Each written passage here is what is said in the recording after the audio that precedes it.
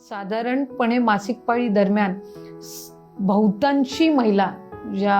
पहिले 3 दिवस ते इतके एक्स्ट्रीम पेनमध्ये असतात की हा खरं तर दोन्ही बाजूंनी खूप ट्रिकी विषय आहे. कारण एका बाजूला आपण म्हणतो की महिलांना जास्ती अपॉर्च्युनिटीज वर्कप्लेसवर मिळायला पाहिजे, पण एखादं प्रायव्हेट सेक्टर असेल ते काय विचार करतं की मग या जसं तुम्ही म्हटले की 4 दिवस यांनी जर सुट्टी घेतली तर कामावर त्याचा परिणाम होईल.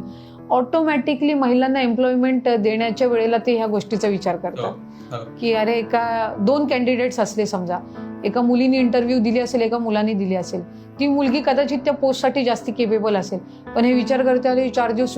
सुट्टी घेणार आहे, मग त्याच्यापेक्षा त्या मुलाला जॉब देऊया, असा विचार करणारे पण आहेत. सो मी स्वतः नेहमीच या गोष्टीच्या संदर्भामध्ये माझं मत तर असतं की साधारणपणे किमान एखाद दिवसाची तरी लीव्ह ही ची चॉईस ही त्या महिलेवर असली पाहिजे. मी